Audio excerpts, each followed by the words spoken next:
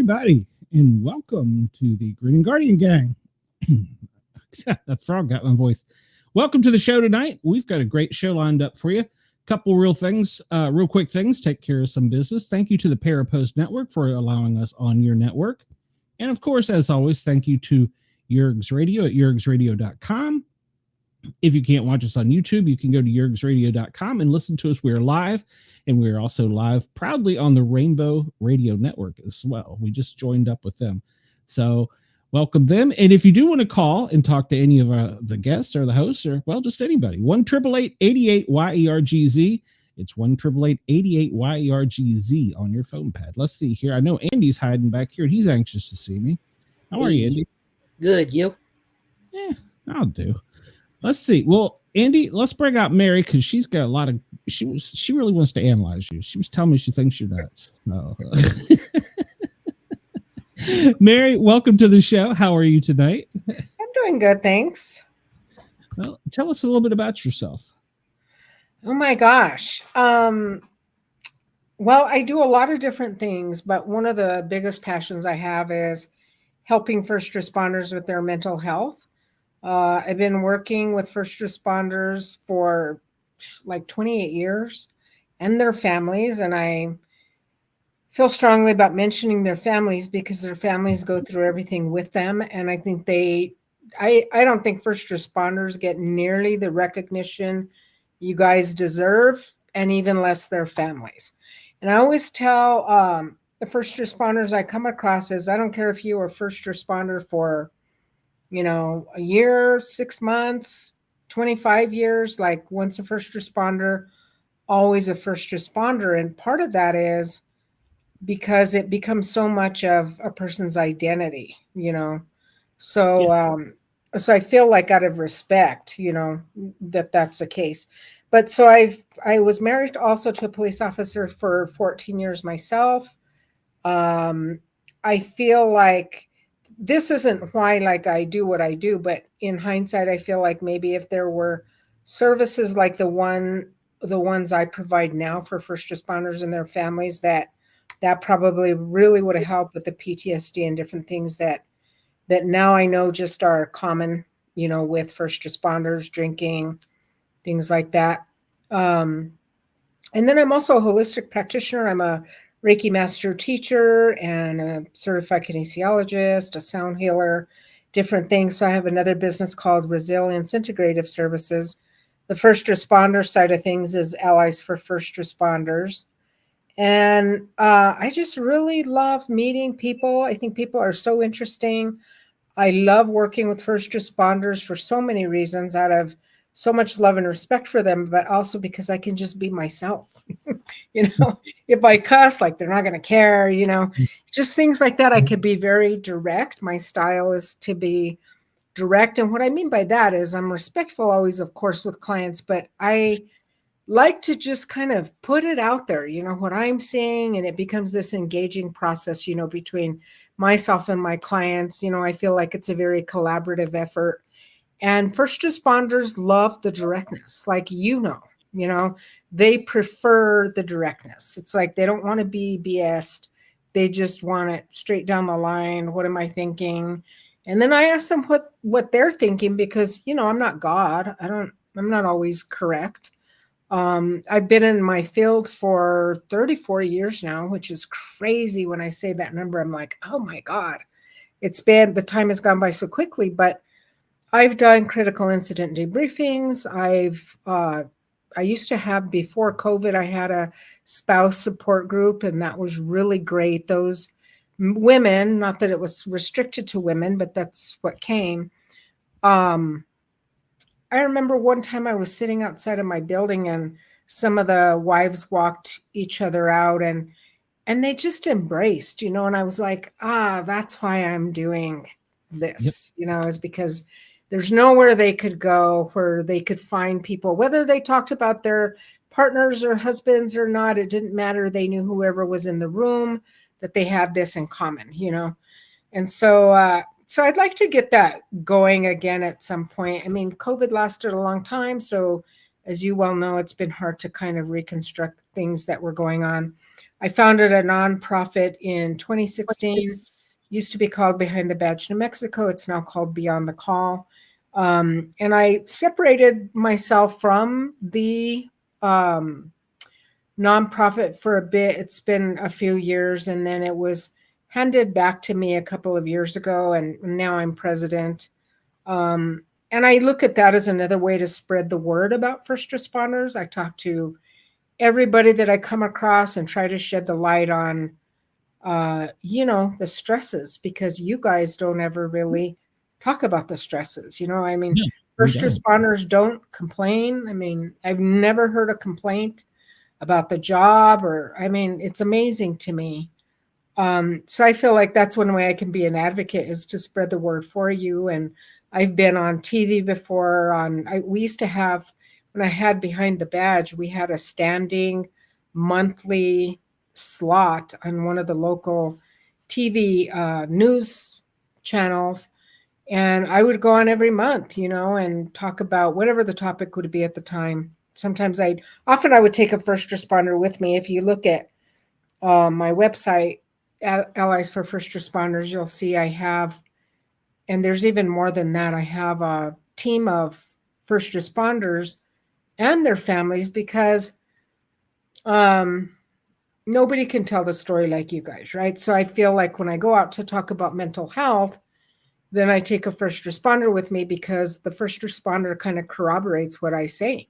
They're kind of what legitimize what I say. If I'm talking about PTSD and the impact that it has on a person's life, or the tendency to, have vices like substances and things like that, then the first responder is always like nodding and saying, yeah, yes, yes, So I always do things. I believe they're one of the strongest parts of my team. I have people that do peer support. Like, I can just connect people. The other day I was talking to he didn't retire from fire. He left fire because they moved. And I'm going to hook him up with some peer support people here. And I told him about Next Rung and stuff, because he misses it. I mean, so bad. Like, there's nothing that can replace that camaraderie. So I brought that up to him. And that's where, like, being a first responder specialist is so important, because I know the things to bring up. I know, so I brought it up to him and I said, I bet you really miss that camaraderie. And he just, I mean, you could just tell by the look on his face and his nonverbal, he said, oh my gosh, yes. And this guy has a lot of depression going on. He, PTSD, he lost some firefighter buddies, who committed suicide, while he was in. And so I was telling him, I mentioned 3 firefighters that I know. And I said, all 3 of them are in recovery, because he's in recovery. And I said, so I know they're safe for you to talk to. I said, and they're just really down to earth guys. Would you like to be connected with them? He's super shy. And he said, I really would. Let me just think about when I'm ready. But, that's an amazing thing to be able to do for somebody, because it could really be life-changing for him, truly. Absolutely. Yeah. Yeah. Absolutely. Sorry, I'm going on and on. I get so passionate, about it. Well, and that's what we want, because even I, who was out there in the field with it, until I was taken out of the field, I didn't realize how I was affected. Oh, yes. And then, like you said, you hit on a couple key points here that are great. Nobody thinks about the families. No. The first counselor I got, who was an idiot, he said, well, you'll probably end up getting a divorce. Well, gee, good advice. Thanks. So, but I mean, he wasn't lying. I know it's really prevalent in fire rescue, public safety. It is, but he should have been more, proactive about wanting to help you save your marriage, if it was a good marriage. But the divorce rate is very high. It's like, I think the last time I checked, it's like 80% or something. It's high anyways for the general population, but it's even higher for first responders. Oh, funny story. He was originally workers' compensation, got dumped with me because it was still while I was out with the other injury. So he was a counselor that worked for free for workers' comp. I think he was finishing his degree here at Emory. I think. I don't know that he was through everything yet, but funny story, and he wouldn't see me anymore. He ended up, after hearing some of the story, because you know he was pulling Yes. out stories from me, and I was telling him. I mean, I was just being, like you said, blunt, honest. You know, I had brains in my boots. You know, we took off our shoelaces and we had to throw them away. Yeah, things like that. You know, people don't think about. And just he couldn't see me anymore. And he broke down and had a crying fit, and I was like, should I be talking to you? You know, you should be talking to me. Well, you know, you bring up a good point. Like I also do, I created the first here in New Mexico, and I take a lot of pride in that, the first training for mental health professionals to teach them how to work with the culture. And I actually provide a certification called a first responder intervention specialist. I have a level 1 and a level 2. The level 2, I'll actually take people like to the 911, you know, emergency communication center, and have them sit with the 911 operator or dispatcher. Or I'll take them, this is a lot of fun. We went to a station and they got up in the bucket, you know, and I got up in the bucket, and it just so happened that the guy that took me up in the bucket was an ex-client, and I had seen him so long ago I didn't snap until I'm in the bucket. So he was giving me a hard time, you know, and shaking it a little bit, you know, to razz me. But that training that I do, it's a 2.5-day training.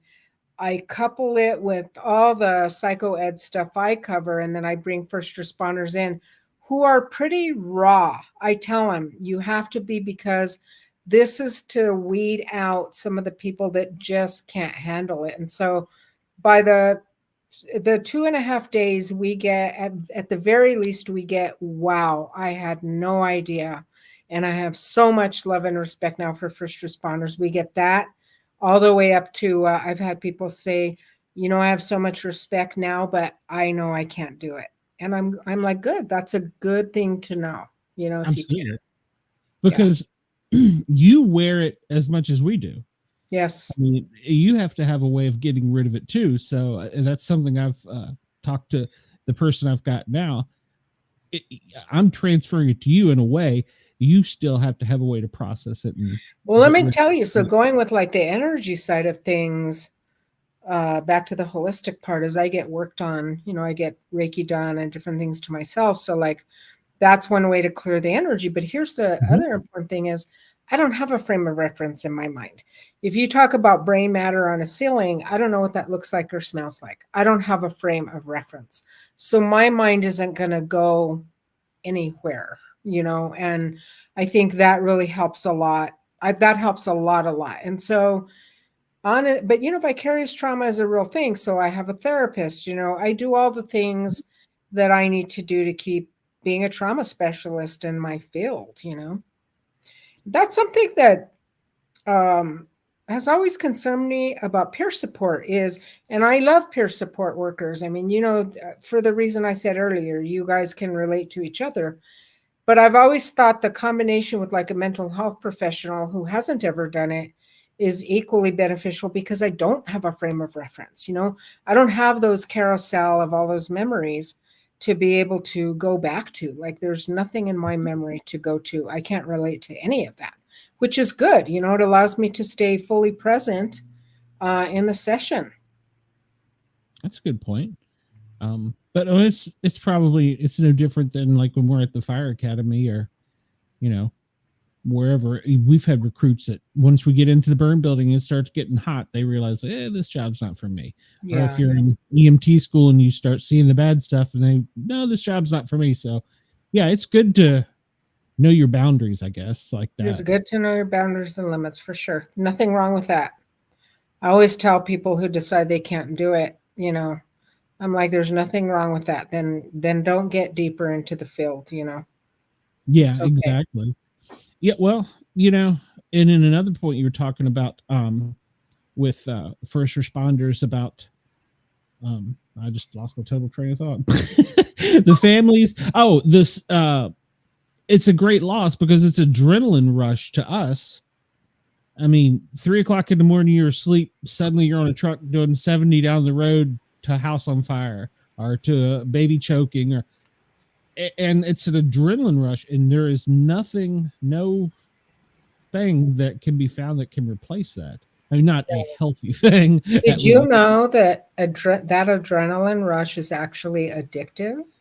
Yes, I've been Because told that. adrenaline's a chemical. So on the holistic side, one of the things I do is I suggest to people that they take an adrenal complex, and I take one myself every day, and that's a game changer too, because it helps balance out the adrenals so that, just so your whole body system is more balanced than having all these hormonal fluctuations. So, and EMDR, I want to mention that before we're done. Have you ever heard of that? I have, but there's no one in Atlanta that does it that accepts Guyz apparently. So, Oh my gosh, seriously? and Guyz Nobody? nothing to do with the trauma. Guyz's like, we're great if you're getting a divorce, if you've lost a loved one, whatever. You get trauma, go out the door. They send us to we're outsourced through contract to Life Stance, which is a nationwide company. So yeah, so we're because it was funny. The counselor I really had with Guyz, he's like, I can't see you anymore. I'm like, what the hell do you mean you can't see? He's like, it's not that I don't want to. He says Guyz doesn't want us dealing with this type of trauma, so they're outsourcing it. I was like, okay. And he even wrote, I had 2 doctors, a workers' comp psychiatrist, who I lucked out. He was the dean of Emory. He taught all the students. I had actually worked with him in the ER on calls. And so I had a personal relationship with him. They both wrote letters that I needed the EMDR, and Guyz has not been able to find a provider that accepts it in Atlanta. So, but I do have a good counselor. He's great. I won't say anything bad about it. EMDR is not just for trauma, so you can't backdoor it and go see somebody else for EMDR for other things. None of the people that they've contracted with offer it. So that weird. Is crazy. I know, in a city this large. That's because I was like, there's got to be somebody, and the Guyz's like, we have no resources for that. And I went and even looked, and none of the people on there, you get the little book that, well, it's an electronic thing, it tells you who you can go to, and the ones that I picked to call and talk to that said they did trauma, each one of them said the same thing. No, we don't do EMDR. I was like, okay. Oh, that's insane. What about if you paid out of pocket? I mean, you'd get so much done in a few sessions. I mean, it is so, you get so much work done quickly. Well, I mean, that's great, but you're living on a firefighter salary to start with, and then when you go in workers' comp, you go from making 70,000 to 19,000. So, and that pension don't kick in until I'm in my 60s. So I got a few. There is a source. I used to belong to this group where you could get up to 6 EMDR sessions for free, between 6 and 12. And it is, I will research it for you. It's a group of, I will research it because I'm sure I have it in my emails. And that's what surprised me with Emory. They are a very large, medical facility that teaches. That's one of their big things is psychology. And I mean, they had a machine there. One of the interns, or I don't know the proper order. There's resident, intern, that they have until they become MD, and he was one step below MD, and he's showing me this machine that Emory is working on, where you can put your head in it in a sense, and it will cure you of depression within 2 sessions. Wow! I have no idea if it's true or not, because well, me and him had a disagreement about that, because I told him I called it bullshit, and he's like, I'm telling you, this is what we've worked on. And I said, okay, how much is it? Well, it's $10,000 a session. I said, okay, so depression is still incurable. He goes, well, no, I can cure us for $20,000. What if I don't have $20,000? Oh, geez. What if it takes 3 sessions?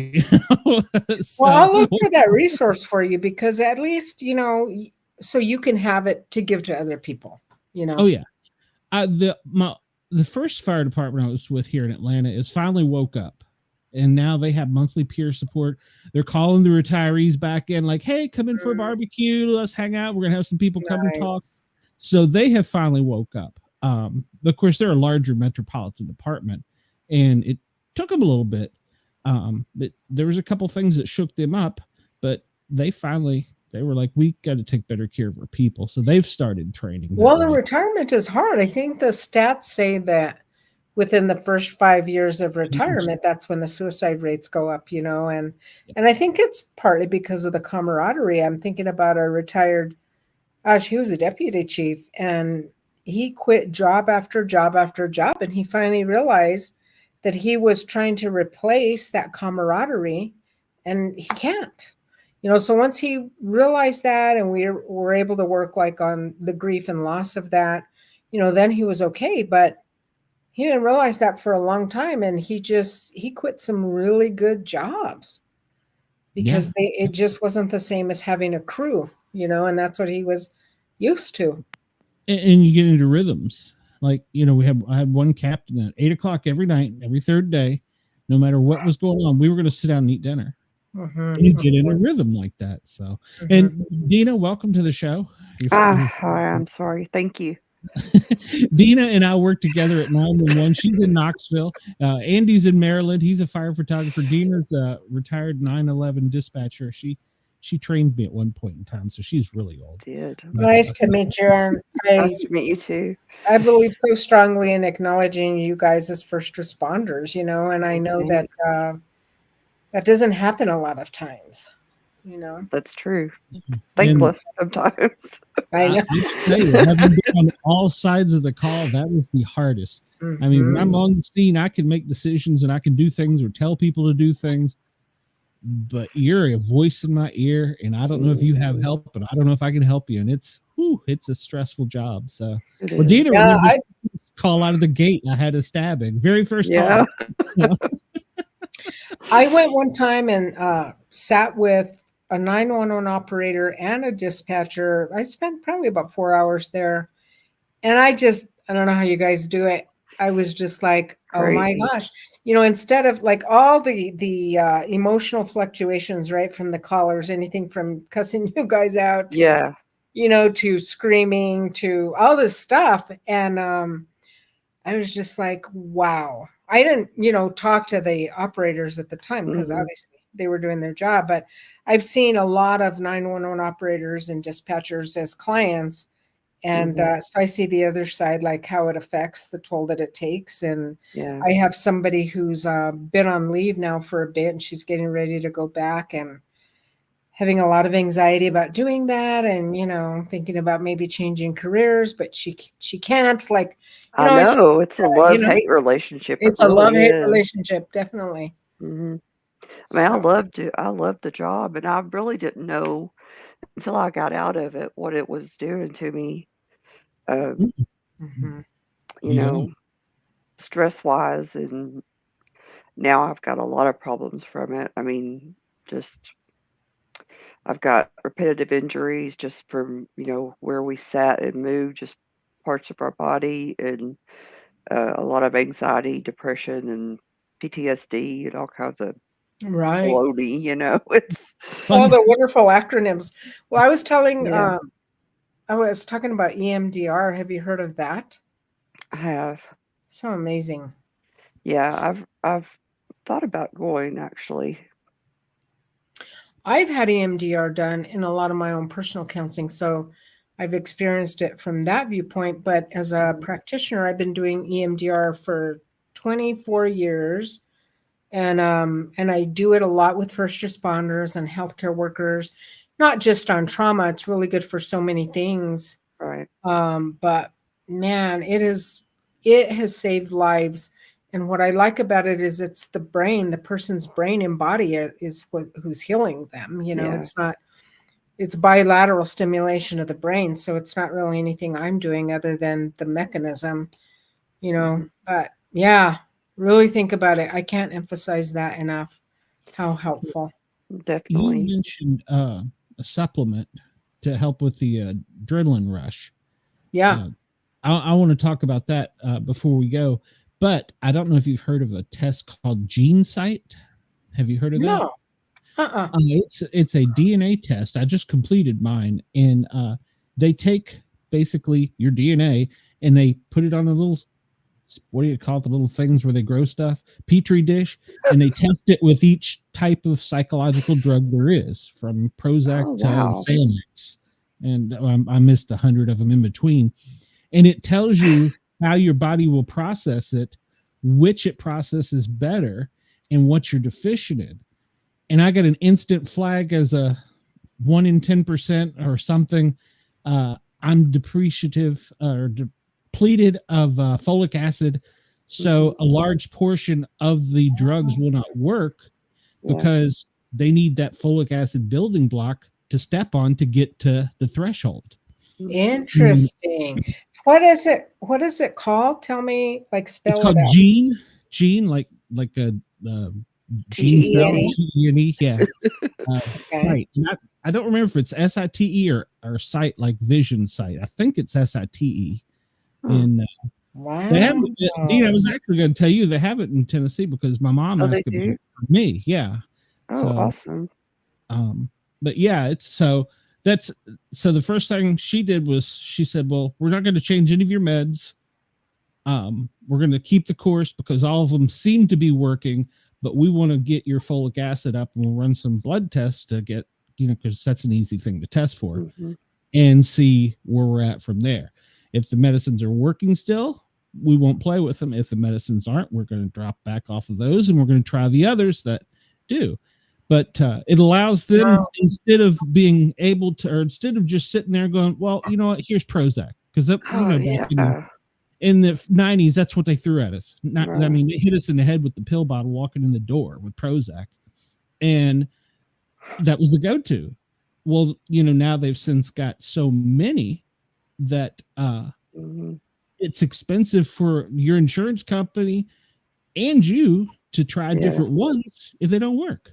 So this test tells you which it's hard on your body too when they don't work like that. Well, so with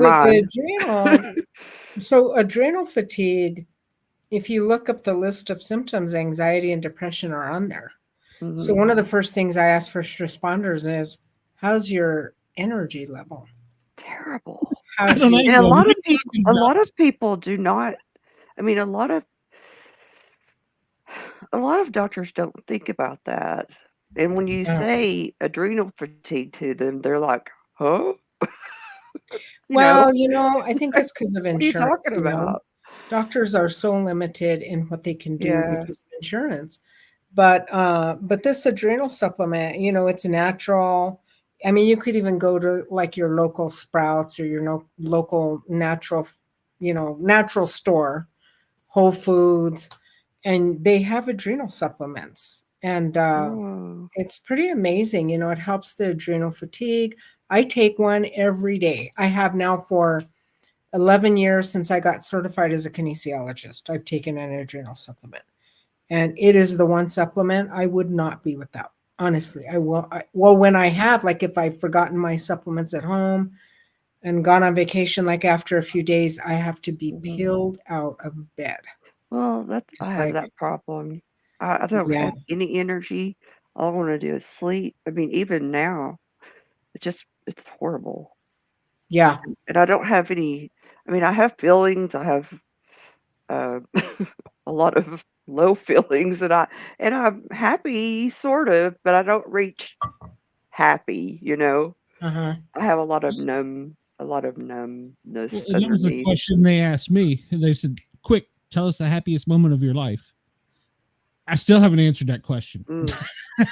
It's like, I don't remember. I mean, my daughter being born, but graduating. Yeah. They're like anything. I'm like, no. Well, when you're a first responder, it really messes with your emotions because you have to numb out just to survive. And I always tell first responders, it's not like a light switch where you can just flip it back on. No, you can't. Kind of have to learn all of that again. And unfortunately, you have to walk through some of the yucky stuff. Yeah. In order to. Yeah. Yeah, I'm learning it the hard way. So, but I'm blessed. My counselor, she does specialize in trauma, but she's not a trauma therapist. And she's great. I asked her the other day, I said, I said, I'm talking to you more like a friend than a therapist. She's like, yes, because we're getting somewhere. I'm like, oh, okay. That's always good. Yeah, that means you're comfortable and you trust her, Yeah. which you guys are not the most trusting of people. No. Oh no. Oh no. No, Well, it's I not. mean, well, as for a paramedic on the street, if you say something about, you have a mental illness or you want to whatever, Oh, I Look know. it up. you get a little extra on your Yeah. on your file. So Mhm. yeah, those are naughty words. Well, I was diagnosed by an orthopedic surgeon.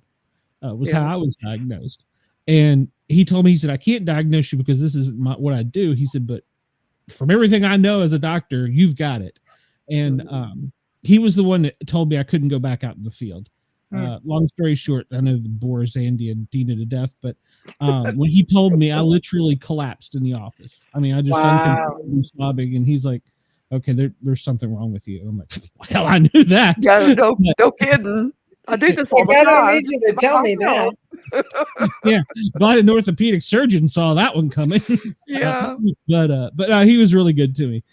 He didn't leave me. He stayed with me. They didn't call an ambulance or anything. My wife was with him, but Well, here's another thing. Do you know that PTSD actually injures the brain? Yes, that was one of the books they recommended I read, which I haven't done yet. Called what was it? Trauma Rewrites the Brain or something like that. Well, here in New Mexico, they got the presumptive clause passed, the fire union, because this has been about 4 years ago, because they were able to go to the legislature and prove that point.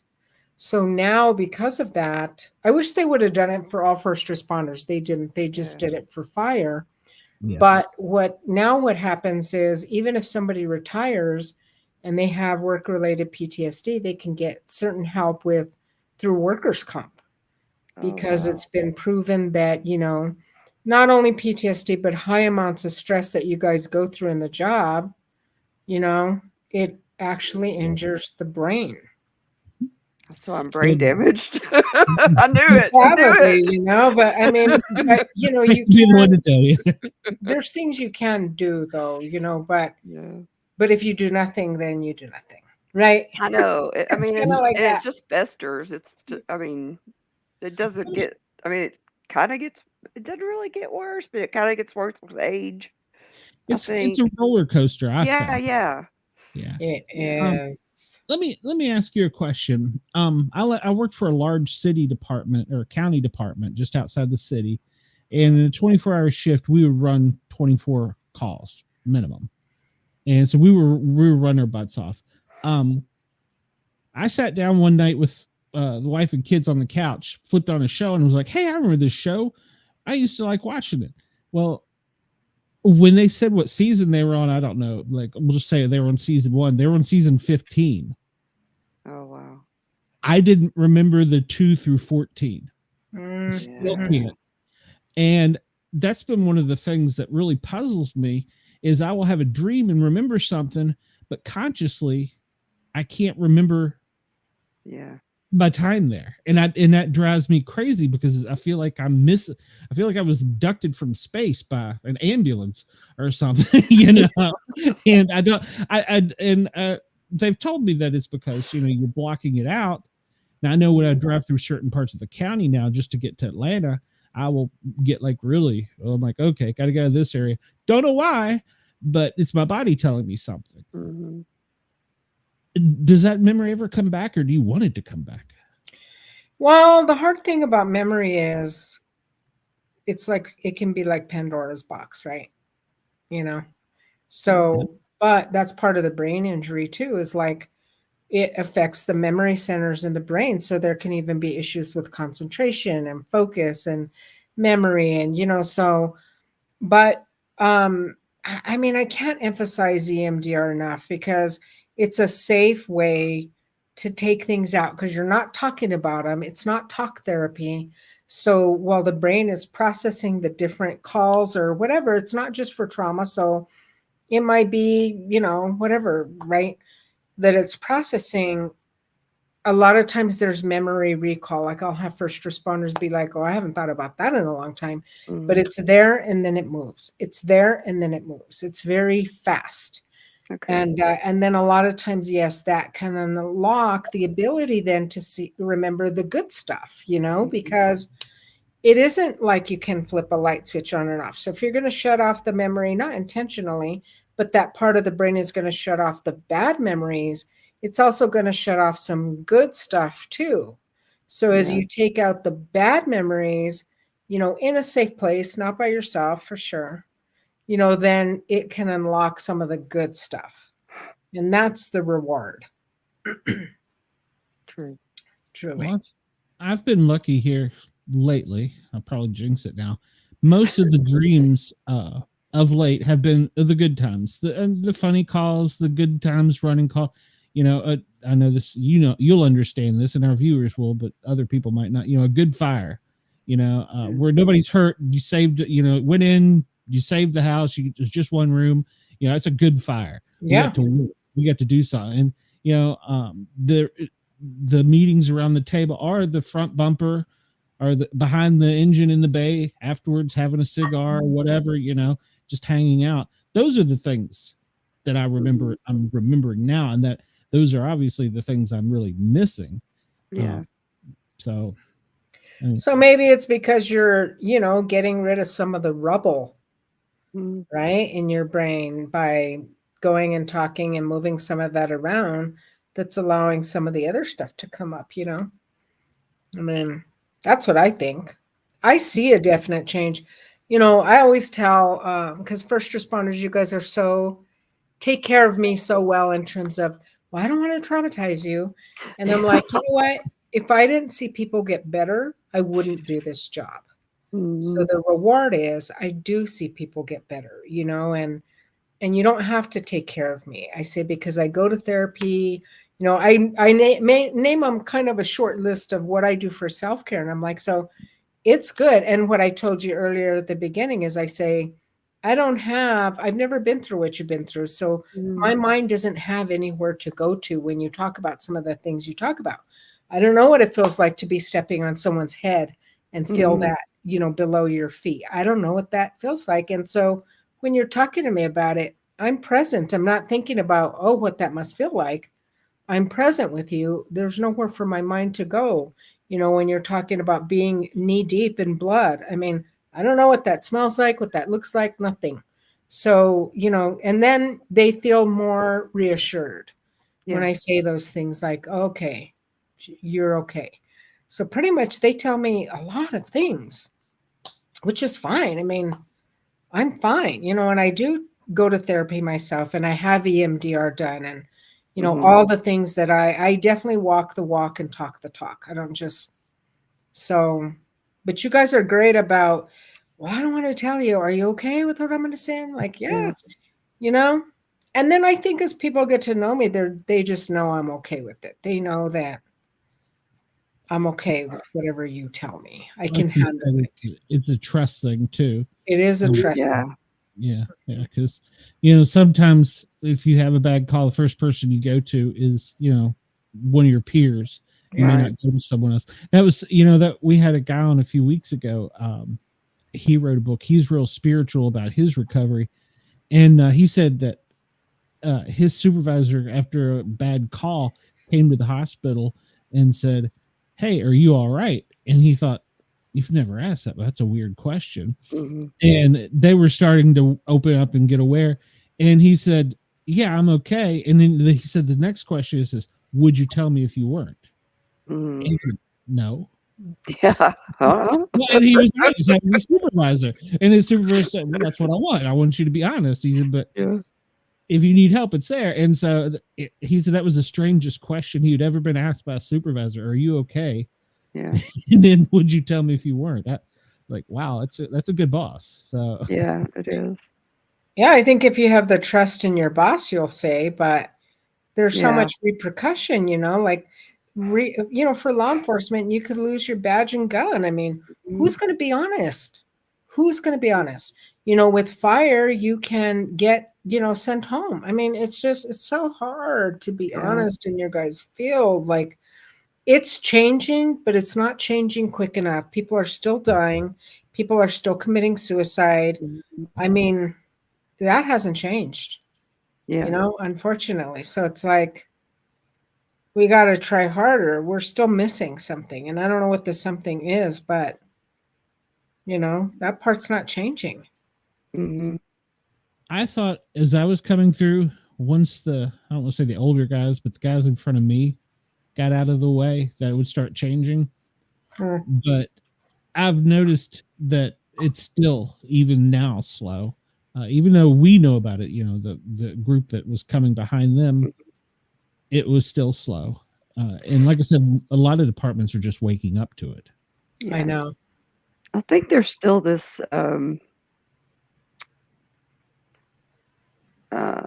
like you have to have this gravitas, I guess, this outer shell. You have to keep that to keep from breaking down. I mean, for yourself. I mean, you have to have that, or you'll just keep crying or keep falling apart. I think you feel like Well, you have to keep that that's up. the fear, but I Yeah. challenge that thought because really to the contrary, like what I've seen in the 28 years is, you know, that doesn't happen.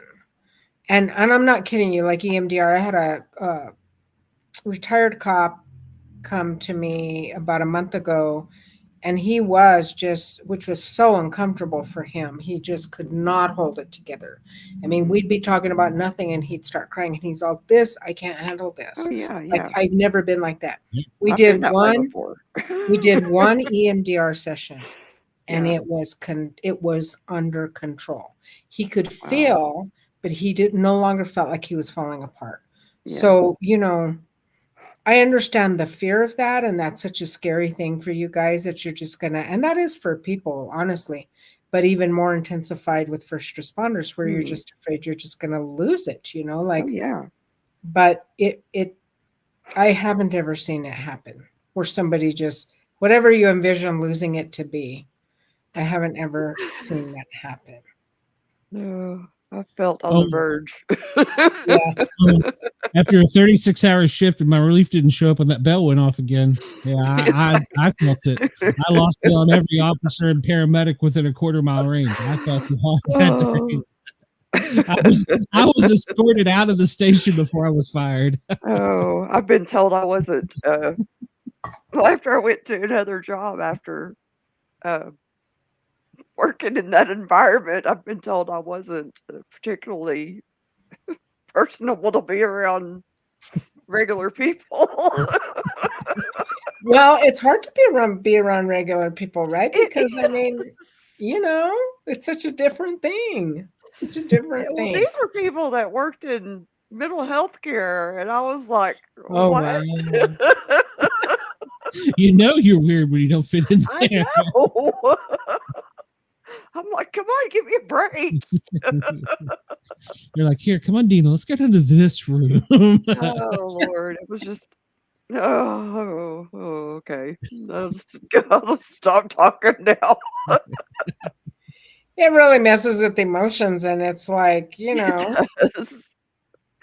some people are not Uh, very happy campers because of, that's what containing, though, a lot of times does, is the more you yes. shove it down, it doesn't make you a very happy person, because you're like, it's like sitting on a, you know, on a volcano, man. Powder keg or something. I mean, I wasn't unhappy. It was just that I was very quick to, uh,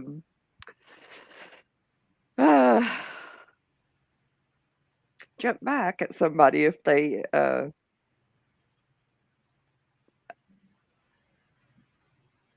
spoke to me spoke to me wrong, I guess. And I had some authority about me because I was used to giving direction.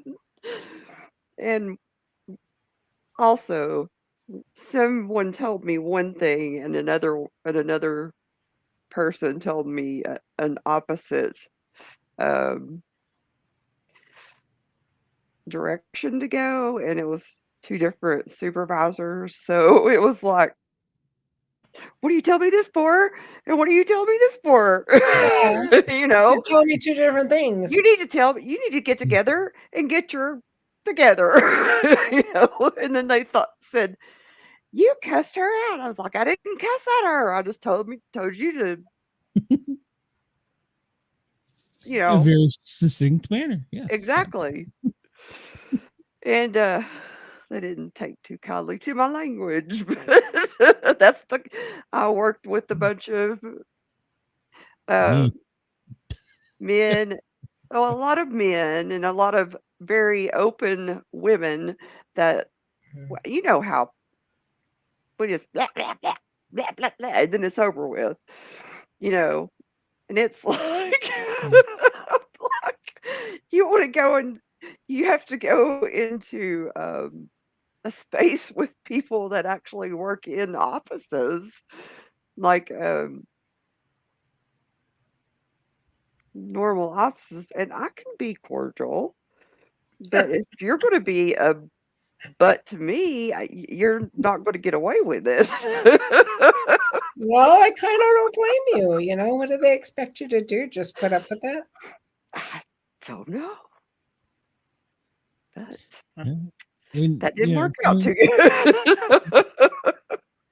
well, but you know, coming from where her, I, you know, many of us are, you have to make a decision right now.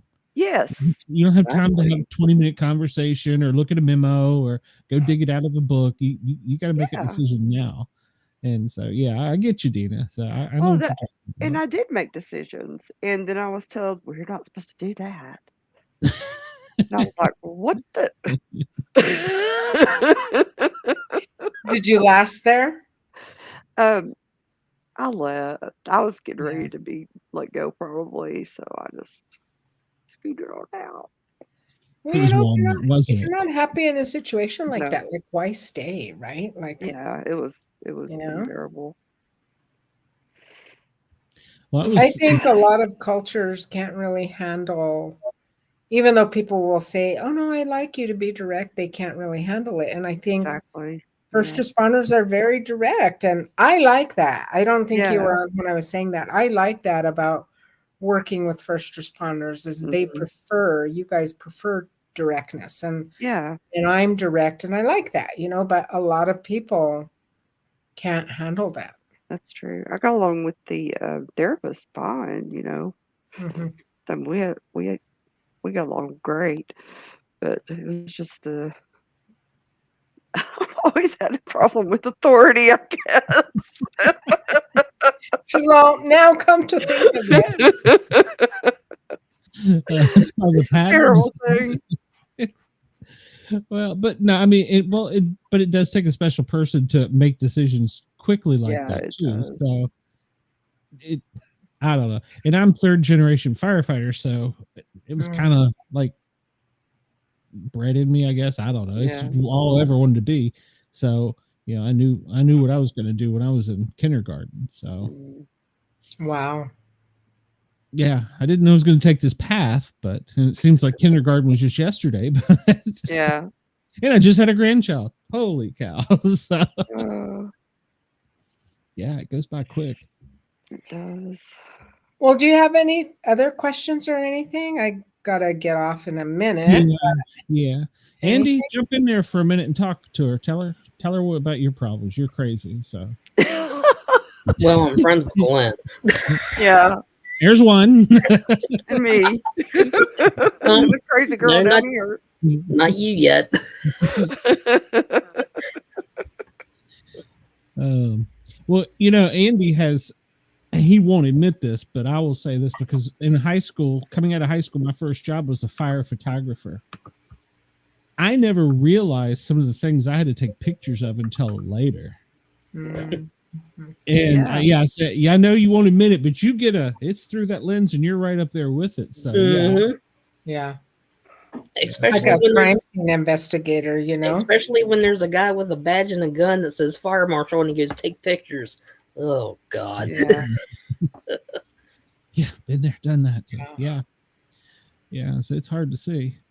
But Mary, will you come back and see us? Absolutely. You let me know, and I will I'll get that information to you about the free EMDR stuff, Okay. because so that you can have that to give to whoever. Like Give I it to said, you me. can get between 6 and 12 free sessions. Oh, that'd be great. Yeah. If you could, yeah, give it to Glenn. I'll give Yeah. it from We're him. both on Facebook, so yeah. Yeah. I will. Yeah, and I'll get you. I'll get that info about the supplement, and I'll get you the link to Wednesday's show since we're all UFO. I would love to. Yeah, I'd love to tune in. Do you believe people get abducted? I'll ask you that real quick before you go. Absolutely. Yes. Yeah, I believe everything happens. Yeah, I yeah. believe in all of it. It's like we're pretty small-minded if we think none of that happens. That's what I think too. But I do think that aliens get a bad rap, honestly. Yeah, I do too. And I think that it's too bad. I had a client who was in the military. He had high-level security clearance. This was many years ago, probably like 10 years ago. And we weren't even talking about that in therapy. I don't know how we ended up on that subject. Oh, because he told me that when he went to the airport that the metal detector picked up a metal plate in his ankle. Ooh. And he told his mom, when did I get a metal plate? And she said, I don't know what you're talking about. Anyways, as the conversation rolled on, I know, isn't that crazy? Yeah. So then we stayed talking about it. And he shared that he was abducted. And he said that as a kid, he was laying in a field. He grew up, because, me being a trauma specialist, I'm all looking for trauma, right? Oh, yeah. And so, and he shared, he grew up in a great family. He lived on a ranch, all this stuff. But he shared that one night, him and his friends were laying in a field. They were looking up at the stars. And that the next thing he remembered was he woke up the next morning in his bed with his shirt inside out. Oh, wow. So we were just, we just kept talking. And I was like, wow, that's interesting. And then that rolled into, he was in the military, had a high-level clearance, stationed here in New Mexico, in the Manzano Mountains. And he said that, he goes, I was in a couple of times, he said, I was in an area I wasn't supposed to be in. It was classified even above my clearance. Oh. And he said he saw aliens. He goes, they had to be aliens. He said, I saw this figure that was like over 8 feet tall, just pacing back and forth. And then another time he saw aliens in caskets. So, so then, but the other thing we figured out is he probably was abducted several times throughout his life. Mm-hmm. But he wasn't freaked out about any of this. Like, he was very calm, which I thought was kind of interesting. He was very calm during the whole thing. He had never talked to anybody about this. That's why I was surprised that he was no emotional fluctuation at all. But I'll never forget that conversation. And so, yes, I do believe. I do That's for more interesting. reason than that. Yeah. Yeah. Hey, I may get you to come on our Wednesday show. Yeah. Oh, We I can have talk more to tell. Weird. Yeah. I had a hypnotherapy session done. I don't want to mention it on the show, but have me on that show. Yeah, we will have you on yeah. the camera, normal guys. That's a tease. So yes. Yeah. Well, We'd love to have you on that one. I even tell first responders about, I'll say something because a lot of you have seen spirit or things paranormal, and they won't say because they think people will think they're weird. No, I don't care. I'll say something, and then boy, that just opens the door. They're like, "Well, let me tell you," and then I developed a sense of ESP during my career. I could kind of know what was going to be there when before units got on scene, which is kind of odd, but it helped it's me out not a lot. odd. I am psychic intuitive, so I totally get what you're saying, Yeah. and I think a lot of first responders are very intuitive. I think so too. I don't know if it's because of all the trauma or if you were like that before. I think it's so interesting, but it's cool, It's I embrace it, and I think it just adds a flavor to a lot of things, But yeah, I would love to come on that other show and talk about That'd be great. that end of things too. So, like now, I was telling him I'm going to another show. I'm not talking though; I'm attending, but it's a group of UFO. I don't even know what you would call them, but They're going to talk about the theory that Marilyn Monroe was killed because she found out about UFO. Ooh. I know. Oh, I love it. Isn't that amazing? Yes, it's very possible. Are you on Facebook? Mm-hmm. Well, friend me, you guys, and that way I Okay. can connect you with some of these groups. You'll find them really Awesome. super fascinating and always I don't know these people that I'm going to be talking to tonight, but I love to meet. It's like we're all like-minded, and it's just amazing. So I'd love to watch that show. yeah. Yeah. But you take care. I'm sure we'll see Okay. each other You again. too. Yeah. Yes, ma'am. We sure Great to will. meet you. Thank Have a you. great night, Mary. Talk Take to you care. soon. See ya. Bye. Bye. That was great, guys. Gals, that was She's a great awesome. time. I like her. Andy, we really got to get you talking more. We got to get you through this, break through that threshold, and I'll keep bringing counselors on until we do it, Andy. So. All right. You might be sorry. Well, I don't know. You've seen me cry on this show, so who knows? That's the one thing on this show I don't mind, and because public safety guys and gals watch this, and I talk the hell out of this on the Thin Line Rock Station. So one day somebody's going to listen to me. Oh yeah. Come over here. Gosh, I'm sorry I was so late. I think it was my fault. I think when I reset my computer, I didn't download anything back on it. I forgot. Yay me! Yay! We got it on there now, so it's on there now. I was like, what the hell? It was like, oh crap! I forgot to do all that. I was going to ask you if you do it. I was going to have you. Cheyenne's got to go to a Comic-Con next weekend.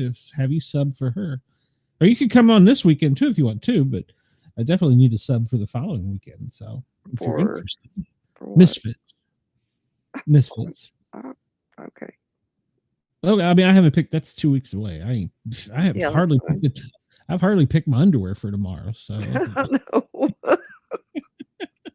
and you're welcome tomorrow. Okay. It's gonna be. I'll send you the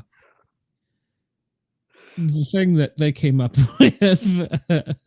So, all right. have you seen it yet, Amy? Well, okay. Is that the one that Shay and Matt had been talking about? Yes. Yes, I see it. Yes. Well, so somebody reported this show and the big chat for sexual activity.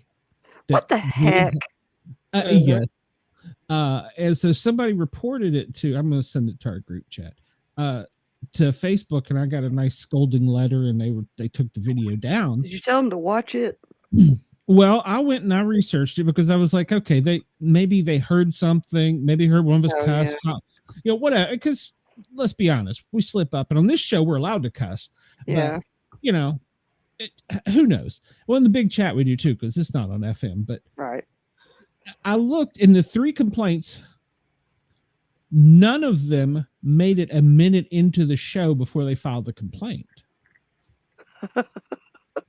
What? So I messaged Facebook back and I said, according to your stats and your analytics, the person who complained, whomever it was, didn't make it a minute into the show before they complained. More like 15 or 20 seconds. Goodness. Yeah. Well, actually, one of them was 13 seconds. I said, so they didn't make it past the entrance song, which you're always bugging me about, is saying that it's copyrighted, which it's not. But so it just went away. It just good. It should have disappeared. So I don't know if somebody's wanting to start a podcast war, or if it was somebody being stupid or what it was, but it is what it is. So let's see what this says. Blind. I'm blind, one eye deaf in the other. So me too. Oh yes, loud. Oh, I love it. I love it. It's hilarious. You get the cracks in the first. You get that absolutely. You get to crack somebody in the first 15 seconds. I'm not even sure what I'm going to. This one might not be safe for FM radio. I love it. So, Yeah, needless to say, it upset the other ladies on the show. So they came up with that for me, and they're like, "Can we run with this?" And I'm like, "Yeah, why not?" So Sure. anything we can think of that is a euphemism for body parts. Yes. She was Okay, asking me to look for sound effects too. So gotcha. Reminds me of the movie Do Ted. that for sure. an X-rated movie, Ted. Yeah, Triple X-rated movie. I'll have to find something really cute and small to wear. Hey, I'll wear a tank top. So yeah, so they're gonna have fun with that tomorrow, and I may be hitting the bleep button more than I plan on it. So So, yeah, I'd it's love to fun. participate. That'd be fun. All right, I'll get you in there. And if you want to come in, you got to come in topless though. That's the only thing. So Oh, damn. All right. Hey, I could wear something like push my boobs up right here and be naked from here up. yes, please. You heard it here. It'll just Yes, look like I'm please. naked. You will walk for the first time. Hot damn.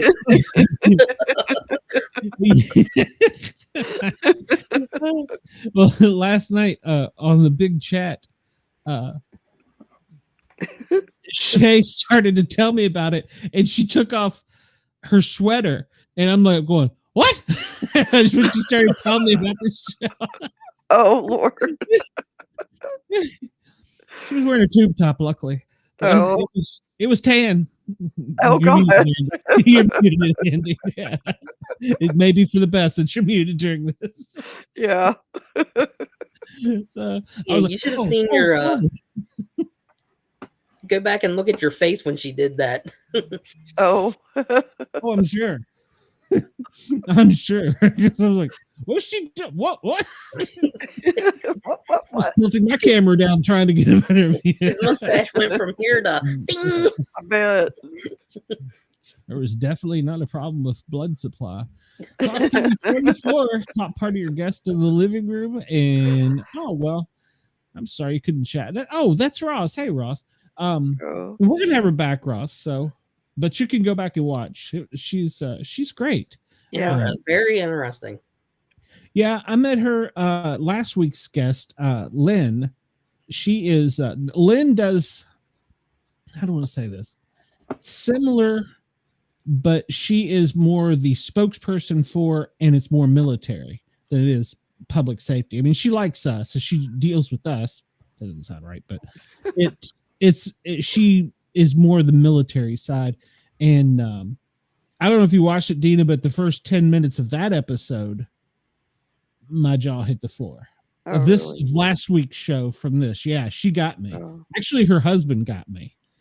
And it was a great episode. And they're going to be back. So they have got a video, several movies out about military trauma. Oh, And it's not about kicking in the doors and shooting people. Yeah.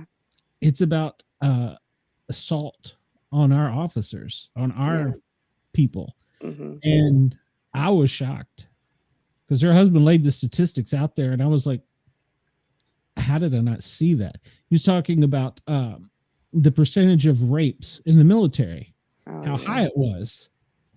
And then he broke it down into male and female. Oh, wow. And when he gives you the numbers, the male is higher than the female. Mm-hmm. Assault by our Troops. Officers, our yeah. troops. Assault Yes. our troops. Yep. Yes. Oh, how awful. By a big chunk. Yeah, it wasn't even within 10%. I mean, I was shocked. Yeah, by our people. Yes, that is absolutely correct. So yeah, and he you need to watch the show. He's a retired Marine, decorated Marine, and he came out and just told within the first 10 minutes, we were talking about PTSD and stuff. Mm-hmm. And within the first 10 minutes, he came out and said that he had tried to commit suicide 5 times, and that during his career, he had been rendered unconscious. He didn't say how, and assaulted, and then that opened the door, and I was shocked by the statistics he gave me, and so they Anybody that does that to either. Well, yeah, I'm no, that's not what I'm saying, but you never think about it the reverse. Right, yeah. Right.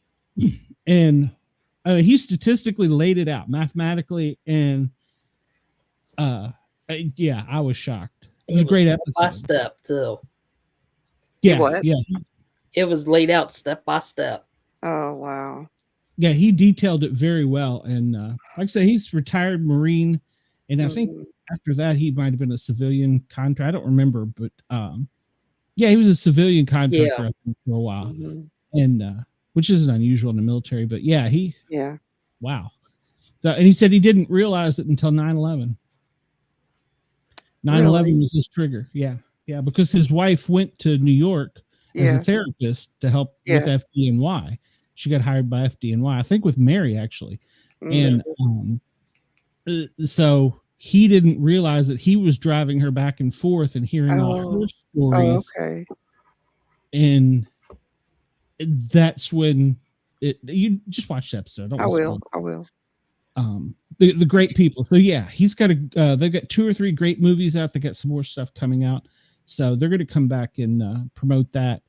And Mary is great. She's been texting me every day for the past couple of days to make sure I'm okay. So I was like, your show didn't traumatize me. I like her. So I'm sorry, Lynn, not Mary. Yeah. From last week, she was. I think I like Lynn too. Yeah, she's good people. Yeah. So, Andy, do you have any new coins to show off? No, actually, I don't. Oh, I'm disappointed. I do, but I forgot to bring it in from the mail. Oh. So I'll just tease. Well, here's the deal. I didn't even remember I ordered it. Oh, really? It was for a fundraiser for an officer down on Key West. Oh. While I was down there 2 years ago. Oh my goodness. $30 and didn't even forgot about it. Yeah. Didn't even think about it. And I got an email that I had a package coming. I'm like, who the hell's in the keys? And then I looked it up, and it was from the police department. I'm like, shit, I must have got a ticket while I was down there. You know? Gosh, yeah. Your big package about it. It's gold plated. Well, I said you had to sign for it. And I'm like, shit. Yeah. I was like, I must have got a bad ticket while I was down there. There's one road in, one out. How fast could I have went? Was I drunk? I don't remember it. They said, sorry, sir, this didn't fit your mailbox. But yeah, it was a coin that I had bought to support one of their officers who had been injured on the job. Oh. And I totally forgot about it. And it's a great coin. It's got a marlin jumping out in 3D, nice. like saltwater fishing. It's pretty cool. So yeah, I'll show you next week. I don't know if you can order any more because I don't remember where I got it. Wow. Well, I mean, it's not unusual for me. No. When I'm somewhere, if there's some, cops are needing $5 or $10 or military or whatever, it's not unusual for me to. And I guess I saw that they were down there selling coins, and I was like, hey, I want one of those. And PayPal, and forgot about it till 2 years later. So I need one of them. It's a gorgeous coin. So yeah, I'll show you that next. So. And and then Andy, you got to buy some more coins. What's your count up to now? I think 47. Wow. Oh. You still got to find me that Bigfoot one from Maryland State Police. I've been looking. It's the trooper, Maryland trooper, their life flight. And in the back of it, it's got a light shining down. And I don't remember what it says, but it's the silhouette of Bigfoot. Oh, wow. Yeah, so yeah, I want that coin. I told you. And that other one you told me, that Trooper 5 one you showed me, she completely sold out of all of them. She personally had 700 of them made. I said, well, you need to make more. She goes, why is that? I said, I can get you a couple hundred orders in 10 minutes. Come on any of my shows, you will, definitely. So, yeah. So, I said, talk to the extra paramedic crews and see what they say. Heck, get in touch with Matt. He'll pre-sell them. So Exactly. Oh yeah. Well, true. that's what I told her to do. Pre-sell them. that's the way to go. That's Where's the way he to go. been? He is still on daddy duty. He's on baby I thought duty. so. Daddy duty. Yeah. Daddy duty time. Yeah, he sent us a picture last weekend during the show of him and the He's so baby. cute. The baby looked tired, and he looked Exhausted. he looked exhausted, and the baby looked like it was ready to be awake for a while. So, Aw. Mhm. Aw. so yeah, I miss babies. I told him, listen, take your time, come back when you can. So, but yeah, so yeah, and you're welcome back here anytime, Dina. You know that. So Of course. it's Andy that run you off, not me. So You didn't run me off. Nobody runs me off. nah, I told you I was feeling better. good. I Good. had a hard time getting here tonight.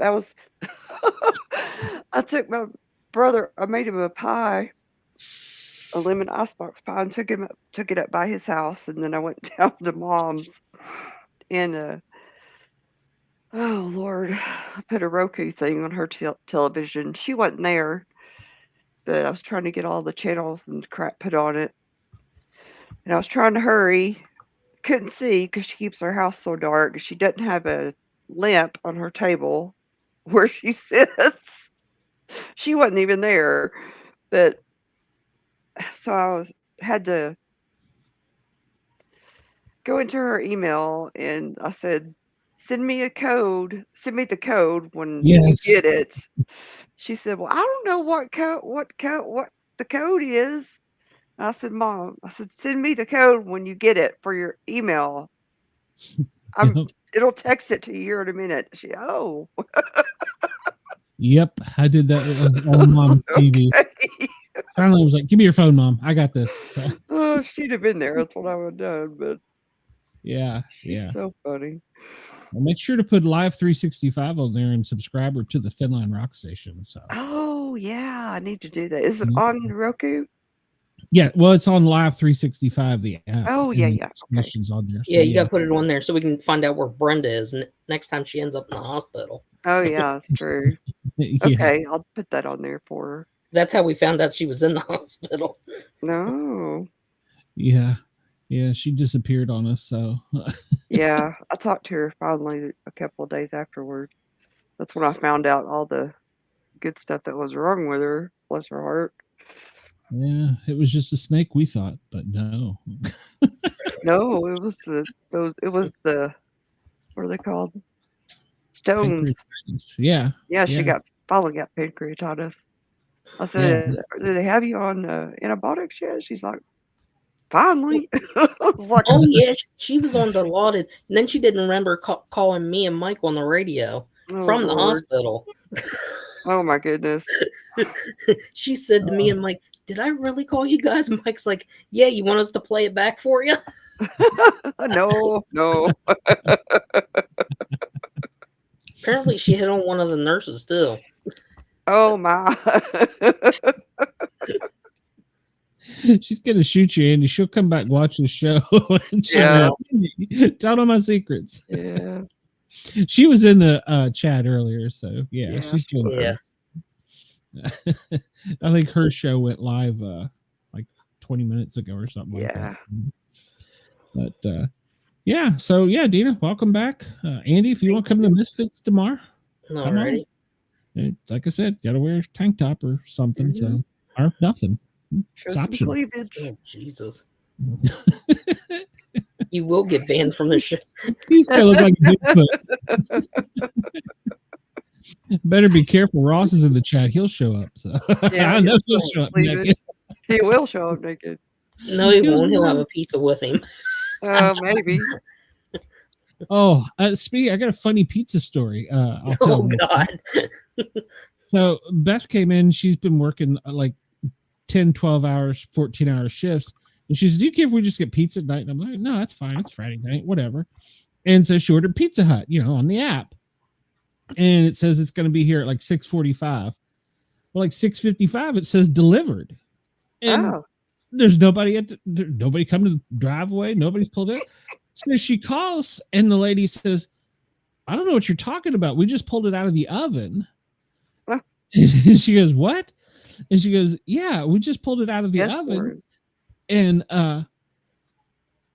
it'll be, the driver will get it here in a few minutes. And she's like, no, the driver called me when I pushed the button and said I didn't get it. And he said the people didn't want the pizza. And she said, well, that's because you're at the wrong house. And the lady at Pizza Hut's like, what? No, I'm putting it together right now. And so they were like, we'll give whatever it is, we'll give you a free Pepsi for it or whatever, just to make you go away. And so a few minutes later, the driver calls and he's lost, like way lost. And Beth's like, well, do you have the Pepsi? He's like, what are you talking about? In the meantime, your phone rings again. It's a supervisor for the drivers going, who is bringing you food? We're concerned because that order got stolen from us. Oh, what? And so she's like, okay, well, his name is, and she pulled it off. She goes, he doesn't speak good English. Oh. So she's like, well, he does not work for Pizza Hut. Oh my gosh. So in the meantime, dude pulls up. He's got an Uber Eats sign on his car. Yeah, he picked up he went to the wrong place, got the wrong order, and went to the wrong place with it. He was on the other side of the mountain, basically, from us. Oh my goodness. And so we got that pizza, and then Chris showed up, the supervisor, and he's like, who the hell are you? What's their other order? He's like, I'm just gonna make this one a no charge because I don't know. Oh, that was nice of him. So apparently somebody Uber Eated it that was outside of the delivery area and didn't tell them.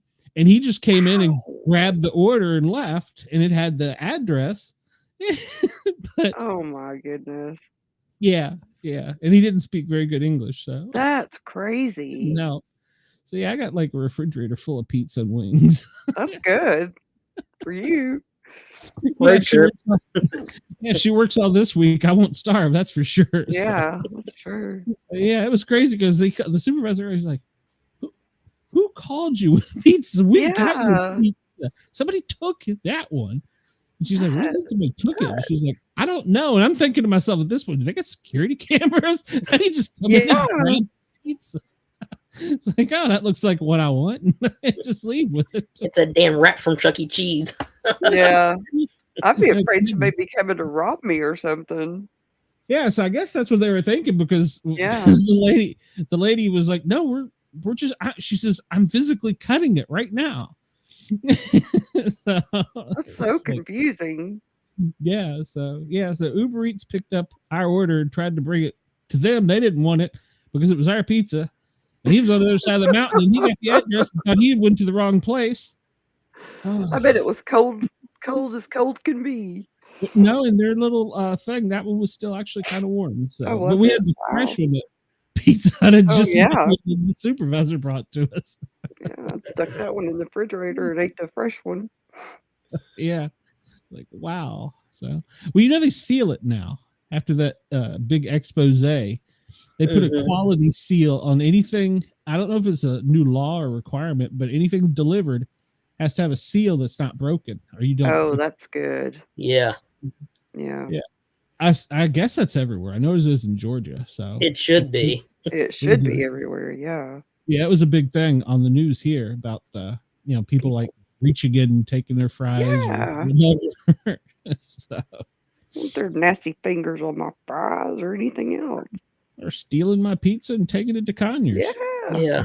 Get half a pizza. Well, I ordered the whole thing. What happened to the other? Yeah. Hey, I ordered pepperoni. All that's on here is holes. Trying to figure out what the people from Uber Eats ordered that wasn't pizza. Yeah, I know. They got neither. They didn't get pizza. They didn't get nothing. That's great. Yeah, so he walked in and just jacked their pizza and tried to deliver it to the other side of the mountain. That's so crazy. Yeah, that's Atlanta. That is Atlanta. In a description, that is Atlanta. So Yeah. All right. Well, I'm gonna get us out of here with the song and dance. Tomorrow on Misfits. Let's see if I can bring this up. God, that's loud. If I can bring up the description without breasticles, boobs, tatas, mommies, milkers, schlong, sausages. Well, I could go on with this because she did a whole page of it. We're not going to talk about those things, but we might.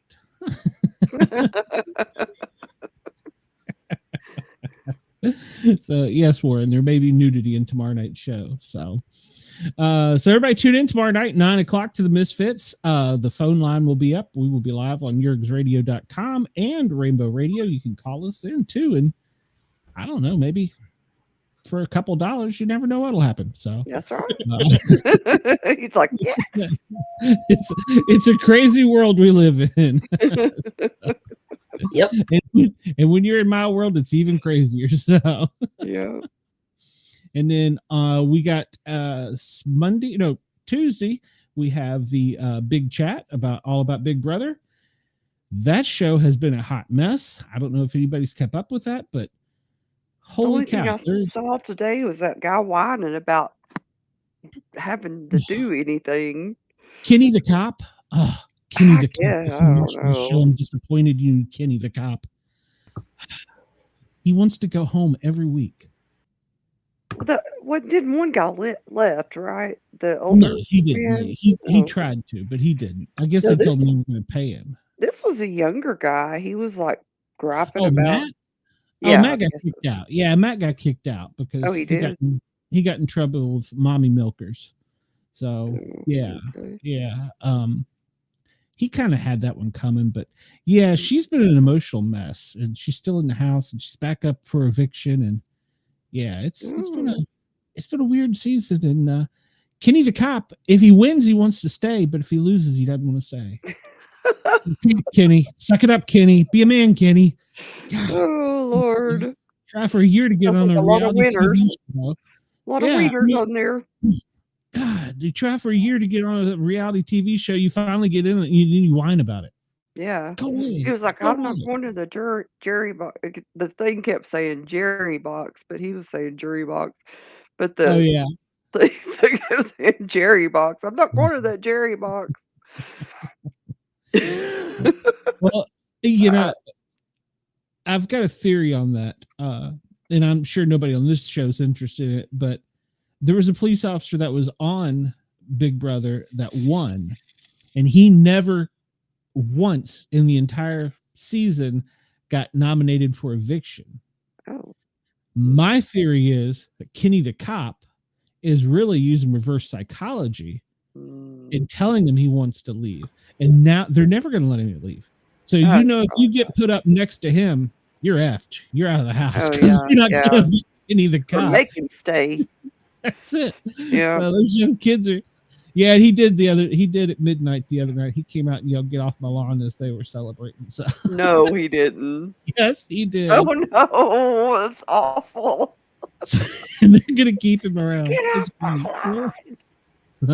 So yeah, we have that in the big chat. It's always a good time over there to catch up on the CBS TV show Big Brother. And then this Wednesday night we have UFO galore. Make sure to tune in because I'm not even 100% sure what's going to happen with these two guests talking about UFOs. I'm excited. It's going to be good. Full disclosure. Area 51, you're going to find all the details out here Wednesday at 9. Nice. That's right. You're going to find out Andy's an alien. Everybody have a great night. We'll see you soon. Good night. See ya.